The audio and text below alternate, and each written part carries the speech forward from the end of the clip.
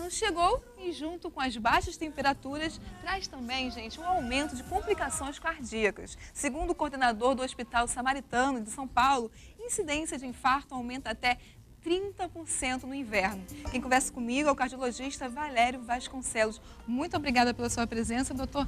É realmente assim mesmo? O inverno chega e as pessoas acabam sofrendo mais também? Exatamente. Nessa época do ano, normalmente as pessoas têm muita preocupação com as doenças respiratórias, com as rinites, com as viroses, mas é interessante que nessa época do ano, as doenças cardiovasculares, o derrame e o infarto, eles acontecem num percentual de 30% a 33%, segundo alguns estudos realizados em todo o mundo. Por quê? Qual o motivo? Existem várias explicações. Nessa época do ano, é muito comum os vasos, pelo frio, sofrerem espasmos. Eles ficam contraídos e diminui a oxigenação dos órgãos, como cérebro e coração. Então, isso é um dos motivos. Então, sentir frio não é legal. Não é interessante. Até o choque. Às vezes a pessoa está bem agasalhada, mas o choque do frio no rosto já é responsável pelo espasmo de artérias, principalmente artérias doentes. Pessoas que já têm alguma placa de colesterol em alguma artéria do coração ou do cérebro. Aí, só o frio já é responsável pelo espasmo dessa artéria e pode provocar o infarto e o ataque cardíaco. Além disso, existem outras coisas, como, por exemplo, esse frio faz essa artéria ficar mais contraída e a pressão arterial fica mais elevada. Se a pessoa já tem uma pressão alta e não está bem controlada, o aumento dessa pressão faz com que possa desencadear um infarto ou um derrame. Entendi. Tem mais motivos também, porque a gente sabe que as pessoas nessa época não gostam de fazer exercício físico, né? Ficam com mais preguiça, fica mais em casa. Eu mesmo confesso que eu faltei à academia essa semana inteira. Isso também faz aumentar o risco? Exatamente. Nessa época do ano, as pessoas, além de não fazerem muita atividade física, diminuir o ritmo de atividade física, elas consomem uma dieta mais calórica. Então, os achocolatados, as sopas com mais gordura, mais gordurosas, as pessoas, pelo frio, consomem mais esses alimentos, comem mais também. São dois motivos que fazem com que aumente a chance de ter um infarto ou um derrame. Que não tem programa mais gostoso, nesse friozinho, né? Ir para um bom restaurante, comer, realmente tem que se controlar porque é perigoso, né? Principalmente a falta de exercício físico. Então tem que ficar ligado, tem que se mexer mesmo, controlar a alimentação. O que mais que a pessoa pode fazer para se cuidar? É se cuidar. É interessante que o idoso acima de 65 anos, antes do período do inverno, procure se vacinar. É muito importante, porque a vacina evita que ele venha a ter gripes ou resfriados e, com isso, eles não possam ter o infarto, né? É também interessante procurar se agasalhar bem, evitar o choque brusco de um ambiente quente para um ambiente muito frio. Isso é interessante. O choque térmico, né? O choque térmico. É interessante também procurar ter uma alimentação com menos calorias, com menos sal, procurar se alimentar de legumes, procurar também se hidratar, porque nessa época do ano é muito comum beber menos água, e a água ela é importante também para manter a fluidez do sangue. O sangue fica muito viscoso nessa época do ano, que é um dos motivos também do infarto. Então, procurar beber mais água. E aquelas pessoas que são portadoras de diabetes, de pressão alta ou do colesterol elevado, elas devem procurar manter um controle, procurar tomar seu medicamento para que mantenha a glicose baixa, para que a pressão fique mais baixa e para que o colesterol fique bem mais baixo, porque isso são fatores que também, junto com esse frio, favorecem o infarto. Outra coisa que a gente percebe também, eu não sei, a impressão que eu tenho é que as pessoas passam a fumar mais. Quem já é fumante, aumenta o número de cigarro durante o inverno também, né?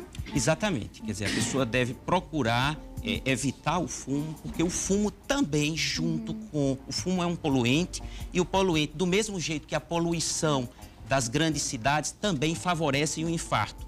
Por quê? Porque eles ganham a corrente sanguínea, e a corrente sanguínea vão lá na placa de colesterol e fazem com que essa placa fique instável, ou seja, ela fique mais mole, mais vulnerável, e com isso possa provocar o derrame. Então a gente pede para que as pessoas evitem o cigarro se cuidar, né? E procurem se cuidar nessa época do ano.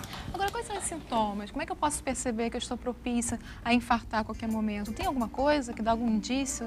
Existe um indício, o infarto. Por exemplo, a pessoa que tem uma dor no peito, uma dor em aperto, principalmente aqui na região esquerda, em cima do peito esquerdo, como popularmente é conhecido. Se essa dor é demorada, prolongada, se ela vai para o braço esquerdo ou vai para as costas ou até para o pescoço. E de repente a pessoa sente, além dessa dor, uma sensação de falta de ar, uma sensação de que o coração está batendo mais forte. E às vezes até um pouco de palidez, uma certa sensação de mal-estar. Essa pessoa deve procurar imediatamente o médico para que possa ser feito o diagnóstico e seja feito o tratamento da melhor maneira possível. Agora, se eu percebo que uma pessoa está infartando, como é que eu devo agir? Como é que eu posso fazer para poder ajudá-la? Essa pessoa, se você percebe que você está longe de um hospital, a primeira coisa é você chamar o socorro. Certo. Procura chamar o SAMU e procura remover essa pessoa a um hospital mais próximo, para que ela seja tratada e que seja feito o diagnóstico, claro, do infarto. Agora, se eu estou longe, o hospital não chega, ajuda nenhuma, tem alguma coisa que eu posso fazer para ajudá-la ou não? O ideal é sempre esperar ajuda médica? Sempre o ideal é procurar ajuda médica. Sempre, se você está sozinho com a pessoa, o ideal é chamar alguém, ou por telefone, ou até gritar para que alguém chegue e você possa deixar essa pessoa, de preferência, deitada numa superfície. Massagem é legal também?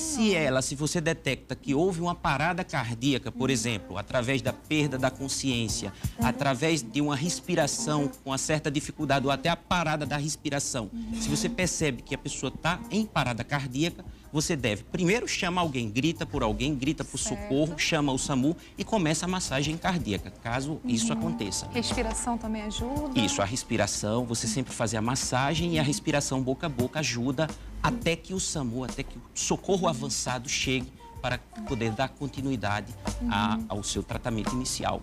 Tá certo, por isso que é importante, né, saber aí o básico de primeiros socorros, saber o que fazer, porque na hora a gente fica tão desesperado, né, que acaba deixando de ajudar uma pessoa, ajudar uma vida, né, salvar uma vida. Isso. Então, assim, sabendo o básico, né, gente, é sempre importante você aprender como é que faz massagem, como é que faz respiração, para poder ajudar sempre as pessoas. Aliás, isso deveria ser matéria na escola, né? Sem dúvida. Nos Estados Unidos, hoje, as crianças, por passarem mais tempo em casa, elas são ensinadas como atender o primeiro socorro, né, o socorro básico, até porque o socorro avançado, o resultado do socorro avançado vai depender do primeiro atendimento. Então, é muito comum, às vezes, acontecer alguma coisa em um local muito populoso. Tem muita gente fica no entorno da vítima, mas ninguém toma nenhuma atitude. Então, é interessante que as pessoas procurem ler um pouco mais sobre os primeiros socorros para poder saber o que fazer diante de uma situação dessa. Uma vez infartando, como é que vai ficar a vida dessa pessoa? Mais controle? Como é que vai ficar? Dependendo do tipo de infarto. O infarto ele pode ser extenso, pode ser um infarto grande. Níveis? Existem vários níveis de infarto. Existe um infarto, às vezes, menor. Às vezes, uma artéria com pequena importância. É um infarto pequeno, ela tem apenas uma dor, um desconforto. Então, às vezes, não é um infarto muito grande. Se for um infarto pequeno, se ela for atendida de forma rápida e depois ela segue a vida normal.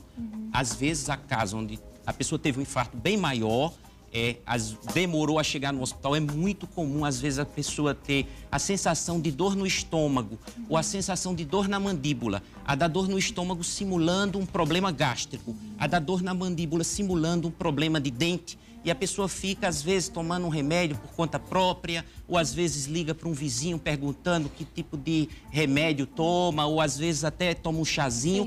E quando ela percebe que a coisa está mais grave, quando os sintomas ficam mais acentuados, aí elas buscam um médico. Então, aí já é perigoso, né? Já é perigoso. Por demorar mais tempo, o infarto vai ser bem mais extenso e ela vai ter uma certa limitação. Claro que existem medicamentos mais modernos que fazem com que, às vezes, até você consiga contornar, de certa forma, o problema do infarto, a sequela que o infarto deixou. Porque o infarto deixa uma cicatriz no coração.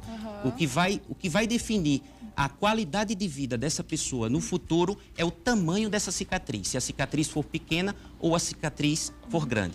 Uma coisa que a gente deve estar bem atento é o diabético. O diabético, muitas vezes, ele não sente dor. Por isso que é muito comum o diabético, às vezes, ele ter lesão nos pés, porque ele não está sentindo a dor e a lesão, ele não percebe que aconteceu isso. Então, do mesmo jeito é no coração. O diabético, muitas vezes, não tem dor. Ele tem, às vezes, uma sensação de mal-estar. Ele passa mal, ele acha que foi uma comida que comeu, ele acha que é uma indigestão e, na verdade, você se depara depois, quando realiza um exame tipo um eletrocardiograma ou um ecocardiograma, você percebe que ele teve um infarto. Aí você pergunta, olha, o senhor já teve infarto? Ele disse, não.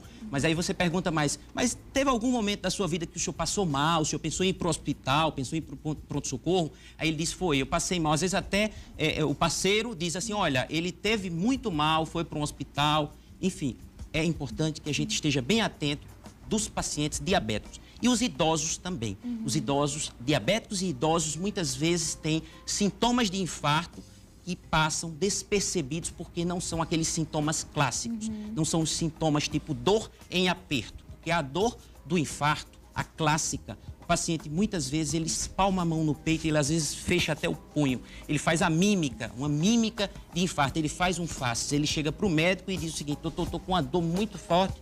E ele faz as feições que a gente muitas vezes diz, é a mímica do infarto. Você olha para o paciente e já percebe que ele está tendo um infarto. Muito obrigada pelas suas informações, doutor, sempre ajudando você a ficar alerta, né? Essa época de ano, inverno, se cuidar em dobro, tá certo? Muito obrigada, doutor. E olha, eu já volto aqui mostrando